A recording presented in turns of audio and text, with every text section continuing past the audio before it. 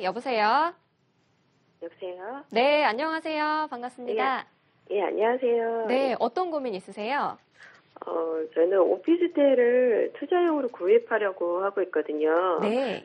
서초동에 있는 강남 하나 오펠리스크 오피스텔이 한 9평 정도 되는 걸 보고 있는데, 네. 투자해도 되는지 궁금해서요. 네, 알겠습니다. 혹시 투자금은 어느 정도 들어가나요? 여기가 매매가 2억 4천이거든요. 네. 그래서 전세 1억 9천, 저희가 한 5천 정도 투자를 하려고 하거든요. 네, 알겠습니다. 서초동에 있는 강남 하나 오벨리스크 오피스텔 전용 면적 한 9평 정도 되는 거를 투자를 해볼까 하시는데 투자금이 5천만 원 정도 들어간다고 하십니다. 투자해도 괜찮을지 소장님 어떤가요? 예, 안녕하세요.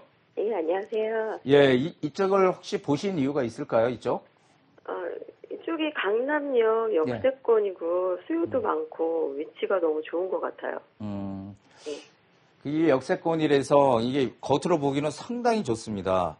네. 이게 바로 강남역 초역세권이고 사실 이렇게 위치가 좋은 게 없거든요. 네. 예. 그런데 이제 문제는 뭐냐면 그리고 이쪽에 이제 그 칠성 부지라고 하죠. 칠성 사이다 부지. 그래서 이쪽도 개발 계획이 있고 상당히 괜찮아요. 괜찮고 그런데 문제는 이 오피스텔이 이게 오래된 오피스텔이거든요. 네. 예, 이게 2003년도인가 아마 4년도인가 지은 걸 거예요. 예. 그러니까 오래된 오피스텔이에요. 세대수는 많지만 오래된 오피스텔이라서 이제 그게 하나가 걸려요.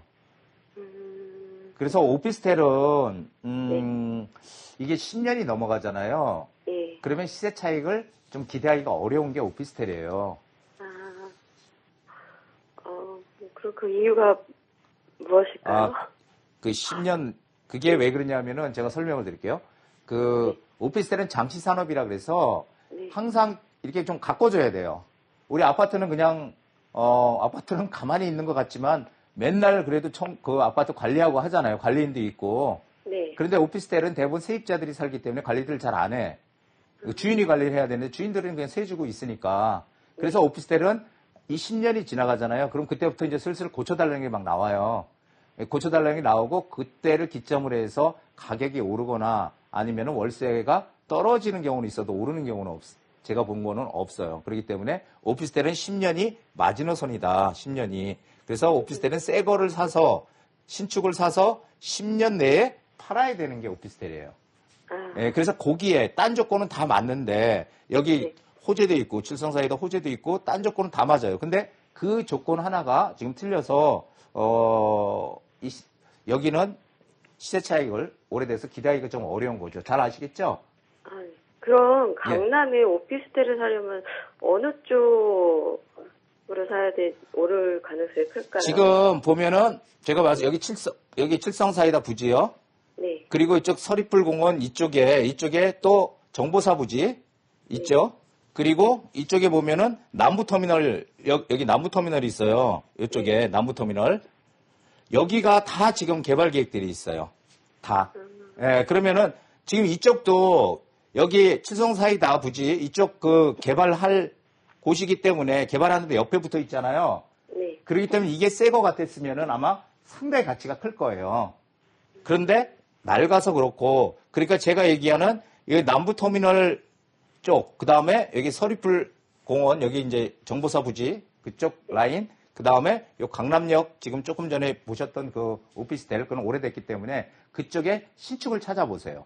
신축을 찾아서, 투자를 하시면 됩니다. 물론 가격이 조금 더 비싸더라도 전세 끼고 사세요. 괜찮아요. 많이 오를 거예요. 그렇게 되면은. 그러면은, 한번 좀 알아보시고, 그리고 나서, 찾다가 또 의문점이 생기거나 모르시는 게 있을 때는 다시 한번 연락을 주시면 그때 다시 한번 또 상담을 해드리도록 하겠습니다. 네, 감사합니다. 도와드리도록 하겠습니다. 다음 문자 함께 볼게요.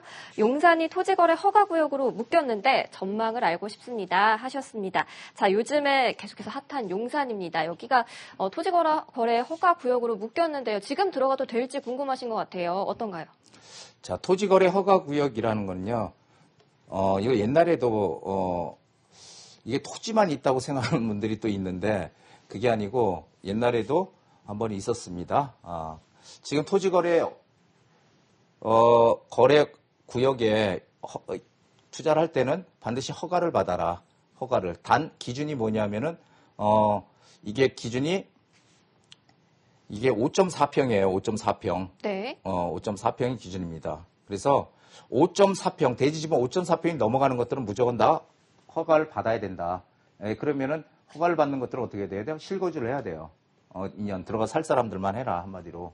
그래서 지금 규제를 지금 해놨어요. 그래서 뭐 다 규제해놓은 게 아니라 규제를 해놓은 지역들이 있고, 그러니까 재개발을 추진하고 본격적으로 재개발을 추진하거나 본격적으로 개발 계획이 있는 데들은 지금 일단은 토지거래 허가구역을 1년을 기한을 해서 일단 묶었고요.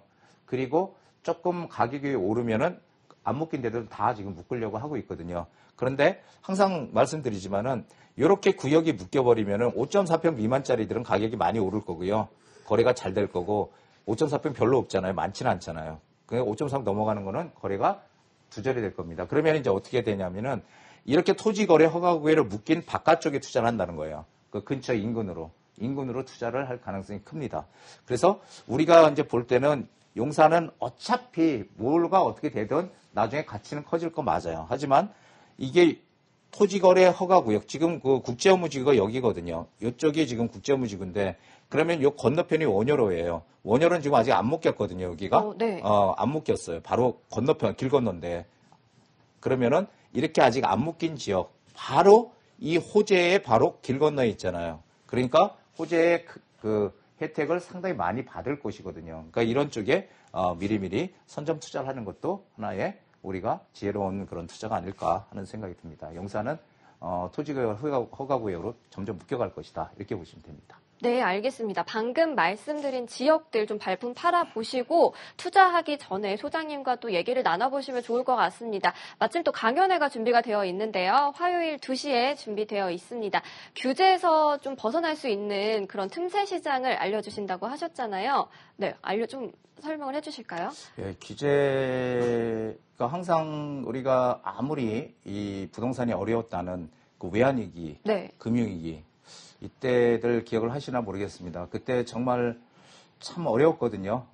그때서 집 가진 사람들 많이 고통을 많이 겪었는데 반대로 또 그 당시에 투자를 해가지고 이익을 또 낸 사람도 있거든요. 네. 그럼 그런 분들이 어떤 분들이냐면 항상 남들보다 조금 빨리 역발상 마인드를 가지고 뭔가 움직였던 분들이에요. 그러니까 우리도 저는 재테크를 이렇게 보거든요. 단순간에 투자를 해서 몇 개월 만에 이익을 내는 거, 이건 투기거든요. 네. 그게 아니고 정말 투자 가치 있는 지역에 우리가 투자를 해서 내 재산을 불려가는 거예요. 네. 좀 긴 시간을 두고 그게 투자라고 저는 생각을 합니다. 그래서 그런 내가 금액이 작으면 작은 대로, 크면 큰 대로 투자를 해서 내 자산 가치를 높이는 게 재테크거든요.